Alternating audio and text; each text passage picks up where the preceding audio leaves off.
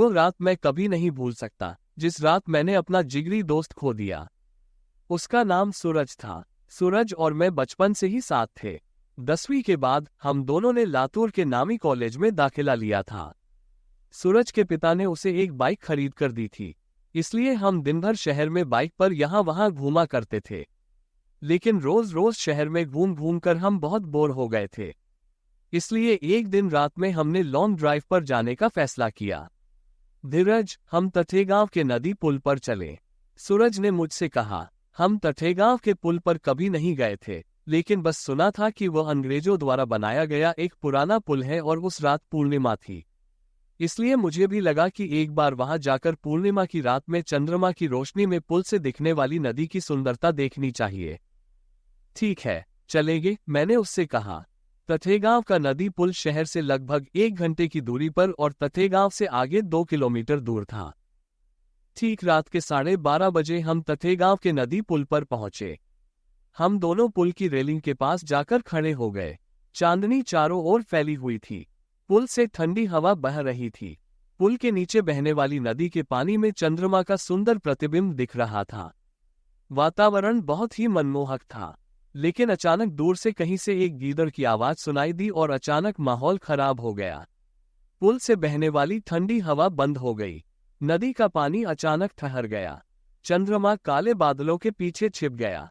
तभी एक तितली नदी के ऊपर चक्कर लगाते हुए भयंकर आवाज में चीखने लगी।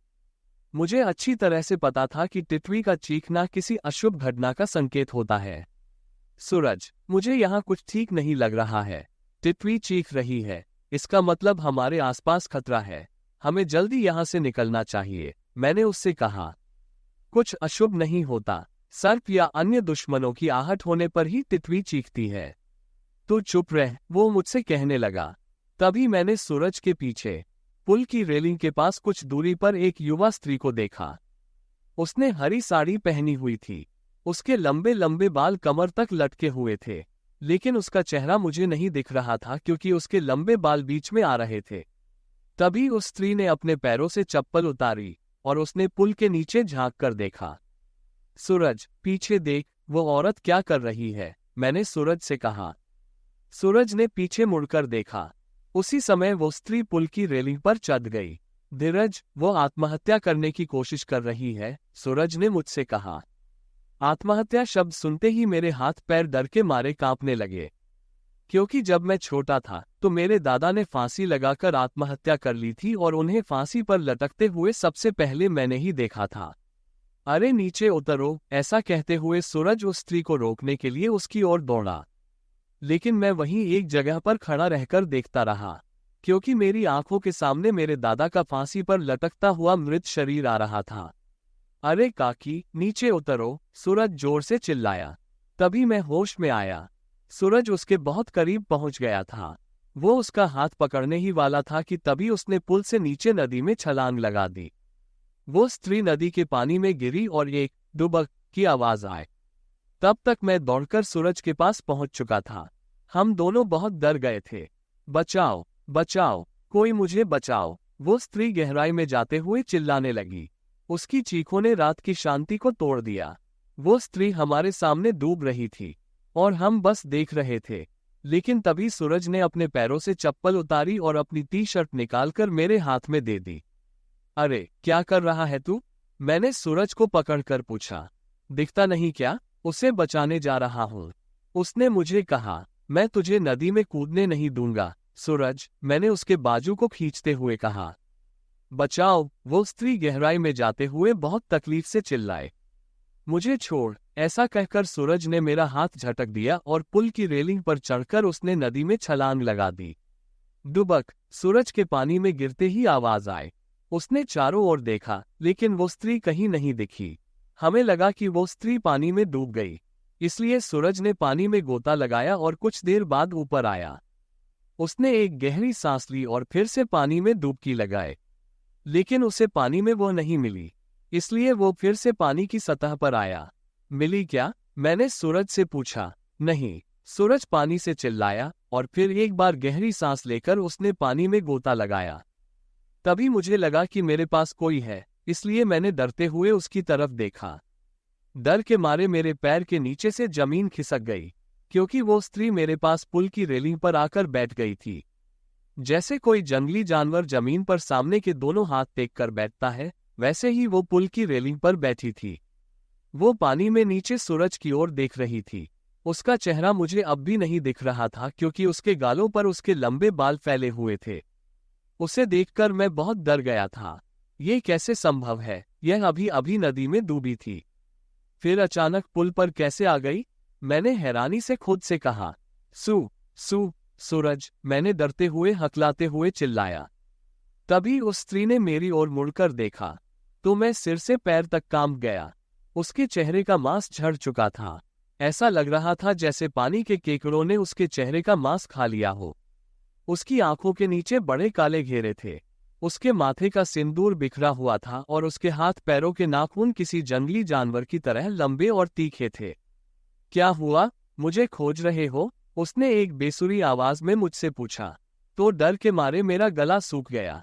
सूरज, मैंने फिर से चिल्लाया और पुल से नीचे नदी की ओर देखा। सूरज पानी की सतह से हमें ही देख रहा था।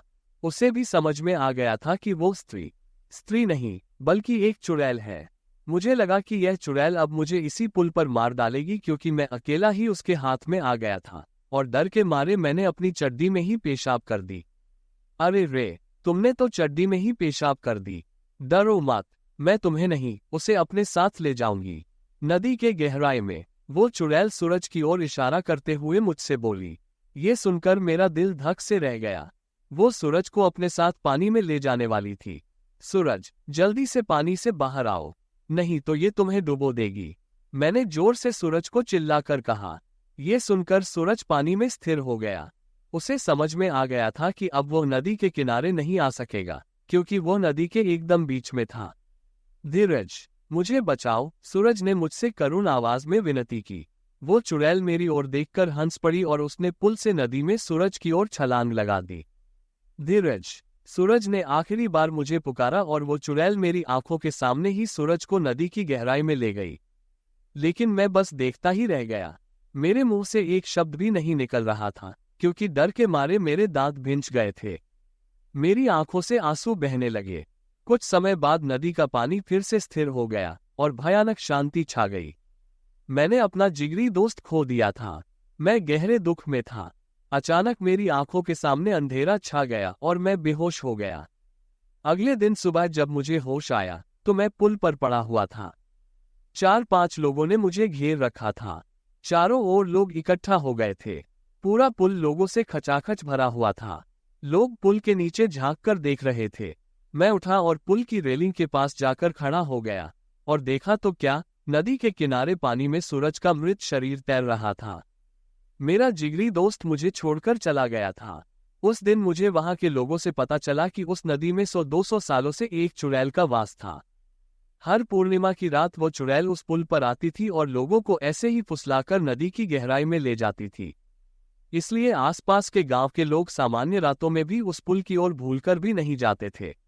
लेकिन जिन्हें उस नदी में रहने वाली चुड़ैल के बारे में जानकारी नहीं होती थी, वे लोग उस चुड़ैल के जाल में फंसकर अपनी जान गंवा बैठते थे। वो चुड़ैल केवल पुरुषों को ही अपना शिकार बनाती थी।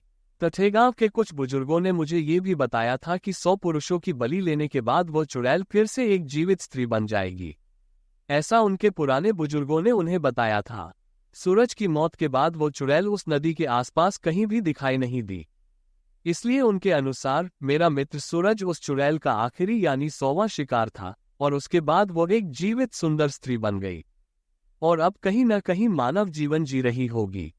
हमारे चैनल भूतिया किस्से हिंदी हॉरर स्टोरीज को सब्सक्राइब कीजिए, वीडियो को लाइक और शेयर कीजिए, नोटिफिकेशन बेल भी दबाएं और अगली कहानी का इंतजार कीजिए।